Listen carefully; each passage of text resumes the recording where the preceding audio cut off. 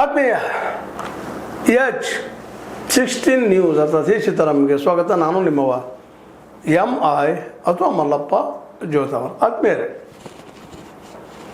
ನಮ್ಮ ಮಲ್ಲಿಕಾರ್ಜುನ್ ಖರ್ಗೆ ಅವರ ಮಗ ಪ್ರಿಯಾಂಕಾ ಖರ್ಗೆ ಹೋಮ್ ಮಿನಿಸ್ಟರ್ ಆದಮೇಲೆ ಒಂದು ಹೊಸ ಸಂಘರ್ಷ ಸ್ಟಾರ್ಟ್ ಆಗುವುದನ್ನು ಅನ್ನುವಂಥದ್ದು.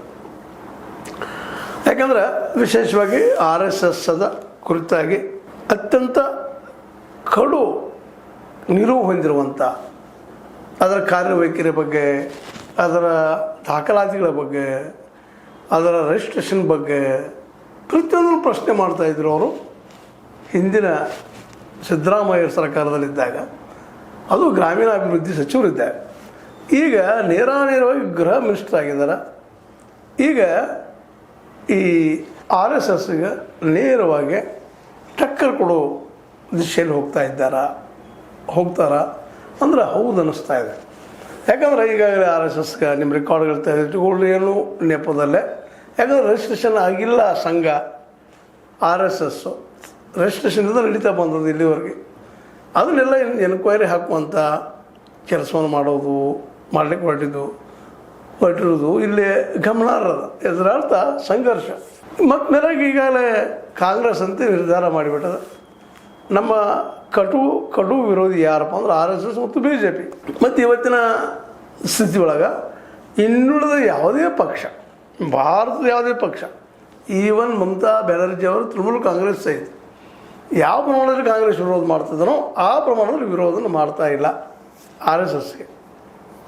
ಯಾಕಂತಂದ್ರೆ RSS ಬದಲಾಗಿ ಮೃದು ಧೋರಣೆ ಎಲ್ಲ ಪ್ರಾದೇಶಿಕ ಪಕ್ಷಗಳಲ್ಲಿ ಅದ. ಆದರೆ ಕಾಂಗ್ರೆಸ್ನಲ್ಲಿ ಮಾತ್ರ ಇತರ ತದ್ವಿರುದ್ಧ. ಇವತ್ತಿನ ಎಲ್ಲ ಸಮಸ್ಯೆಗಳಿಗೆ RSS ಕಾರಣ. ಮೂಲಭೂತವಾದಿ ಪಕ್ಷ, ಕೋಮುವಾದಿ ಪಕ್ಷ, ಸಮಾಜವನ್ನು ಒಡೆಯುವ ಪಕ್ಷ ಅನ್ನುವಂಥ ಮನೋಧರ್ಮ ಅವ್ರದ್ದಾಗಿದೆ. ಮನುಸ್ಮೃತಿಯನ್ನು ಅತ್ಯಂತ ಕಠೋರವಾಗಿ ವಿರೋಧಿಸುವ ದಲಿತ ಸಮುದಾಯದಿಂದ ಬಂದಂಥ, ವಿಶೇಷವಾಗಿ ಎಲ್ಲರೂ ವಿರೋಧ ಮಾಡೋದಿಲ್ಲ, ಕೆಲವೊಂದಿಷ್ಟು ಜನ ಅಭ್ಯಾಸ ಮಾಡಿದವರು ಅಂಬೇಡ್ಕರ್ ವಾದಿಗಳು ಸಂಪೂರ್ಣವಾಗಿ ಮನುಸ್ಮೃತಿಯನ್ನು ವಿರೋಧ ಮಾಡ್ತಾರೆ.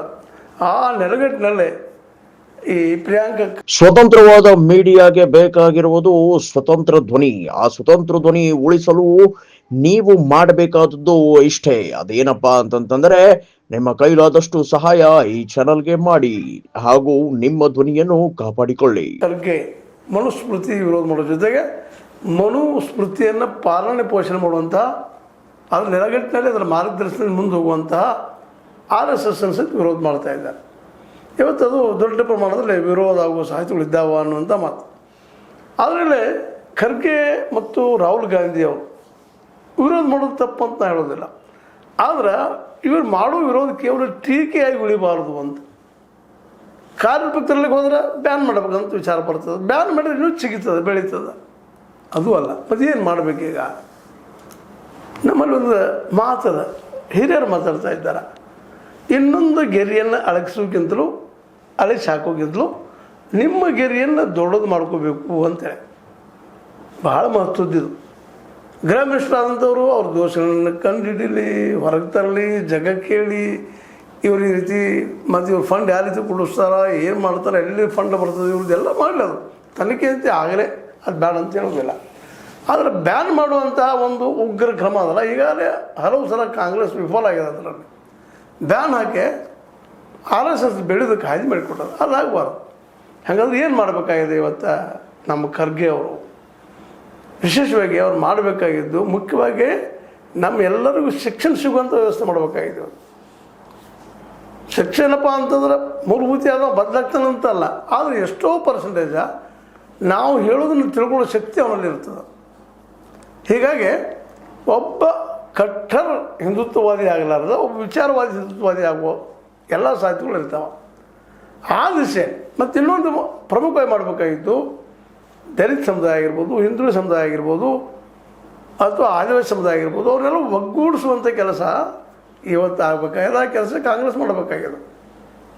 ಮಾಡೋದಷ್ಟೇ ಅಲ್ಲ, ಇಡೀ ದೇಶ ತುಂಬ ಸ್ವತಃ ತಾನು ಮಾಡಿ ತಪ್ಪನ್ನೋದು. ಶಿಕ್ಷಣಕ್ಕೆ ಆದ್ಯತೆ ಕೊಡಲಾರ್ದು ಹೋಗಿದ್ದು. ಹೌದು, ಹೊಸ ಭಾರತವನ್ನು ಕಟ್ಟುವಲ್ಲೇ ನೆಹರು ಅವರು ದೊಡ್ಡ ಕೊಡುಗೆ ಕೊಟ್ಟರು. ಪ್ರಜಾಪ್ರಭುತ್ವ ಕಟ್ಟುವಲ್ಲೇ ನೆಹರು ಅವರು ದೊಡ್ಡ ಕೊಡುಗೆ ಕೊಟ್ಟರು. ಅದರಲ್ಲಿ ಎರಡು ಮಾತಿಲ್ಲ. ಆದರೆ ಇಡೀ ದೇಶದ ಪ್ರತಿಯೊಂದು ಮಗು ಹೈಯರ್ ಎಜುಕೇಷನ್ ಪಡೆಯುವಂಥ ಒಂದು ವ್ಯವಸ್ಥೆಯನ್ನು ಮಾಡಲಿಕ್ಕೆ ಆಗಲಿಲ್ಲ ಅನ್ನುವಂಥದ್ದು ಇಲ್ಲಿ ನಾವು ಗಮನಿಸಬೇಕಾಗಿದೆ. ಹೀಗಾಗಿ ಈ ದಿಶೆಯಲ್ಲಿ ಖರ್ಗೆ ಅವ್ರು ಹೆಜ್ಜೆ ಇಟ್ಟರೆ, ಜೊತೆಗೆ ಇನ್ನೊಂದು ಅವ್ರಲ್ಲದ ಕಾಂಗ್ರೆಸ್ನಲ್ಲಿ ಸೇವಾದಳ, ಈಗಾಗಲೇ ಸೇವಾದಳದ ಬಗ್ಗೆ ಸಾಕಷ್ಟು ಅಭ್ಯಾಸ ಇರುವಂಥ ಖರ್ಗೆ ಅವರಾಗಿರ್ಬೋದು, ಅವ್ರ ತಂದೆಯವರಾಗಿರ್ಬೋದು, ಅದಕ್ಕಿಂತ ಮುಖ್ಯವಾಗಿ ಇವತ್ತಿನ ಅಧ್ಯಕ್ಷರು BK ಹರಿಪ್ರಸಾದ್ ಅವರು ಸೇವಾದಳವನ್ನು ಇವರೆಲ್ಲರೂ ವಿಶ್ವಾಸ ತೆಗೆದುಕೊಂಡ ಸೇವಾದಳವನ್ನು ಮರಳಿ ಕಟ್ಟಬೇಕಾಗ್ಯದ. ಪಾಸಿಟಿವ್ ಆಗಿ ಹೋಗುವಂಥ ವಿಷಯ. ಇನ್ನೊಂದನ್ನು ನಾಶ ಮಾಡಲಿಕ್ಕೆ ಹೊರಟ್ರೆ, ಅವರು ತುಳಿದ ಹಾದಿ ನಾವು ಹೋದ್ರೆ ವಿಶೇಷವಾಗಿ ಅದ್ರ ಪೆಟ್ಟು ನಮಗೂ ಬಿಡೋ ಸಾಧ್ಯತೆಗಳು ಇದ್ದಾವೆ. ಆ ದಿಶೆಯಲ್ಲಿ ಖರ್ಗೆ ಅವರು ಯೋಚನೆ ಮಾಡಿದರೆ ಬಹಳ ಯೋಗ್ಯ ಅಂತ ಅನ್ನಿಸ್ತದೆ. ಆದರೆ ಅವ್ರ ತಲೆಯಲ್ಲಿರುವುದೇನು, ಮುಯಿ ಅಥವಾ ಹಮ್ಮುರಾಬಿಯ ಶಾಸನ, ನಿಮ್ಗೆ ಗೊತ್ತಿರೋದು, ಕೈಯ ಕಾರ್ಯಕಾಲ ಶಿಕ್ಷೆ. ಹಿಂಗೆ ಶಿಕ್ಷೆ ಕೊಟ್ಟರೆ ಶಿಕ್ಷೆ ಕಡಿಮೆ ಆಗ್ಬೋದು, ಅಪರಾಧ ಕಡಿಮೆ ಆಗ್ಬೋದು ಅಂತ ತಿಳ್ಕೊಂಡು ಒಂದು ಕಾಲಕ್ಕೆ ಈ ಕಾನೂನನ್ನು ಮಾಡಿದರು, ಹಮ್ಮುರಾಬಿ ಶಾಸನ. ಆದರೆ ನಿಂತದ್ದೇನು ಇವತ್ತು, ಹಿಂಸೆ ನಿಂತದೇನು ಎಲ್ಲ. ಇಲ್ಲಿ ನೋಡಿ, ಇನ್ನೊಂದು ಮಾಧ್ಯಮಿಗೆ ಹೇಳೋದಂದ್ರೆ, ಕಮ್ಯುನಿಸ್ಟ್ ಜೊತೆ ಹೋರಾಟ ಮಾಡಿದಂಥ ನಮ್ಮ ಮಮತಾ ಬ್ಯಾನರ್ಜಿ ಅವರು ಉಗ್ರವಾದವನ್ನು, ಗುಂಡಾಗಿರಿಯನ್ನು ತಮ್ಮ ರಾಜ್ಯದಲ್ಲಿ ಬೆಳೆಸ್ಕೊಂಡು ಬಂದುಬಿಟ್ರು ತಮ್ಮ ಕಾಲದುದ್ದಕ್ಕೂ. ಅದನ್ನು ಲಾಸ್ಟ್ ಟೈಮ್ ಗೆದ್ದಾಗ BJPಗರ ಮೇಲೆ ಟ್ರೈ ಮಾಡಿದರು ಅಂತೇಳಿ BJPಗೆ ಆರೋಪ ಮಾಡ್ತಾರೆ. 360ಕ್ಕೂ ಹೆಚ್ಚು BJP ಕಾರ್ಯಕರ್ತರು ಕೊಲೆ ಆಗ್ಯದ TMC ಅವರಿಂದ ಅಂತೇಳಿ. ಈಗ ಅದರ ಕೆಲಸವನ್ನು BJPಗರು ಮಾಡ್ತಾ ಇದ್ದಾರೆ. ಅದಕ್ಕೆ ಹೊಡೆತಕ್ಕೆ ಇವತ್ತು ಮಮತಾ ಬ್ಯಾನರ್ಜಿಯವರು ಬಲಿ ಆಗ್ತಾ ಇದ್ದಾರೆ. ಅಂದರೆ ಇದರಲ್ಲಿ ಇಷ್ಟ ಇಲ್ಲ, ಹಿಂಸೆಗೆ ಹಿಂಸೆ ಉತ್ತರ ಅಲ್ಲ. ಇನ್ನೊಂದು ಉದಾಹರಣೆಗಳು ನಾವಿಲ್ಲ, ಇಂದಿರಾ ಗಾಂಧಿಯವ್ರನ್ನ ಗೆದ್ದಾಗ ತುರ್ತು ಪರಿಸ್ಥಿತಿ ಒಳಗೆ ಅನೇಕರಿಗೆ ಜೈಲಿಗೆಟ್ಟಿದ್ರು ಇಂದಿರಾ ಗಾಂಧಿಯವರು. ಮೊರಾರ್ಜಿ ದೇಸಾಯಿ ಆಗಿರ್ಬೋದು, ಜಯಪ್ರಕಾಶ್ ನಾರಾಯಣರಾಗಿರ್ಬೋದು, ಇನ್ನುಳಿದವ್ರು ಹಾಕಿದ್ರು ಒಳಗೆ. ಅದ ನಂತರದಲ್ಲಿ ಅಧಿಕಾರಕ್ಕೆ ಬಂದುಕೊಳ್ಳೋ ಮೊರಾರ್ಜಿಯವರು ತುರ್ತು ಪರಿಸ್ಥಿತಿ ನಂತರ ಇವರು ಇಂದಿರಾ ಗಾಂಧಿಯವರು ಜೈಲಿಗೆ ಹಾಕಿದರು. ಅದ್ರ ಪರಿಣಾಮ ಏನಾಯಿತು, ಮತ್ತು ಇಂದಿರಾ ಗಾಂಧಿಯವರು ಬೆಳೆದು ನಿಂತರಂತ. ಅದೇ ರೀತಿ ಈಗ RSS ಇತಿಹಾಸ ಹಂಗದ. ನೀವು ಎಷ್ಟು ಬ್ಯಾನ್ ಮಾಡಲಿಕ್ಕೆ ಪ್ರಯತ್ನ ಮಾಡ್ತೀರಿ, ಎಷ್ಟು ಅದ್ರ ಉಗ್ರವಾಗಿ ತಡೀಲಿಕ್ಕೆ ಪ್ರಯತ್ನ ಮಾಡ್ತೀರಿ, ಅಷ್ಟೇ ಉಗ್ರವಾಗಿ ಚಿಗಿತದೆ. ಅದಕ್ಕಿಂತಲೂ ಬೆಸ್ಟ್ ಆಗಿದೆಯಪ್ಪ ಅಂತಂದ್ರೆ ನಮ್ಮ ಜನರನ್ನು ನಾವು ಜಾಗೃತಿಗೊಳಿಸೋದು, ಅವ್ರು ಶಿಕ್ಷಣ ಕೊಡಿಸೋದು, ಜಾತ್ಯತೀತ ಧರ್ಮಾತೀತವಾದಂಥ ಶಿಕ್ಷಣ ಕೊಡಿಸುವಂಥದ್ದು.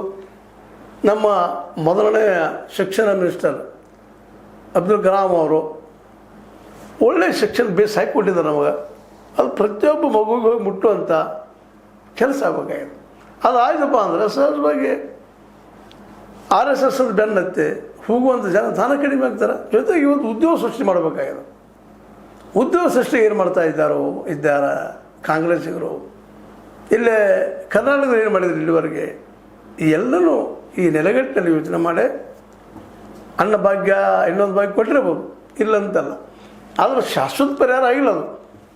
ಅದಕ್ಕಾಗಿ ಉದ್ಯೋಗ ಸೃಷ್ಟಿ ಮಾಡುವಂತಹ ಹಾದಿ ಹುಡುಕೋದು, ಜೊತೆಗೆ ಎಲ್ಲರಿಗೂ ಶಿಕ್ಷಣ ಸಿಗುವಂಥದ್ದು, ಈ ದಿಶೆಯಲ್ಲೇ ಎಲ್ಲರೂ ಕೂಡ ಪ್ರಯತ್ನ ಮಾಡಿಸೋದು, ಅವ್ರನ್ನೂ ವಿಶ್ವಾಸ ತೊಗೊಳ್ಳೋದು. ಮತ್ತು ಒಂದು ನಾವು ತಿಳ್ಕೊಬೇಕಾಗಿದೆ, ಖರ್ಗೆ ಅವರಾಯಿತು ನಾವಾಯ್ತು ಎಲ್ಲರೂ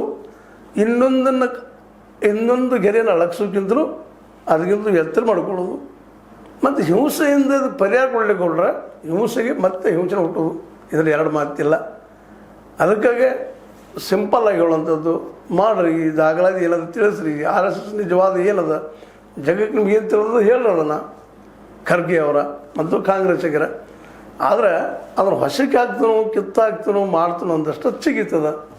ಇದು ನಿಮಗೆ ಗೊತ್ತಿದ್ದ ವಿಷಯ ಅದ. ಈಗ ನೋಡ್ರಿ, ಇವತ್ತು ಇಡೀ ದೇಶವನ್ನು ಆಳ್ತಾ ಇದೆ ಯಾರು, RSSಗರು ಆಳ್ತಾ ಇದ್ದಾರೆ. ಮೋದಿ ಪ್ರಧಾನಿಯವರು ಯಾರು, ಅವರು ಪ್ರಚಾರಕರು, RSS ಪ್ರಚಾರಕರು. ಈ ಎಲ್ಲ ನೆಲೆಗಟ್ಟಿನಲ್ಲೇ ಮರು ಚಿಂತನೆ ಮಾಡೋದು ಯೋಗ್ಯ ಅನ್ಸುತ್ತಾ. ಇದು ನಿಮ್ಮ ಲೈಕ್ ಆಗಿರ್ಬೋದು, ಲೈಕ್ ಮಾಡಿ ಶೇರ್ ಮಾಡಿ, ಕಮೆಂಟ್ ಮಾಡಿ, ಜೊತೆ ಸಬ್ಸ್ಕ್ರೈಬ್. H16 ನ್ಯೂಸ್ ಅರ್ಥಾತ್ ಇದು ಸತ್ಯದ ಕೈಗಳಲ್ಲಿ ವಂದನೆಗಳು.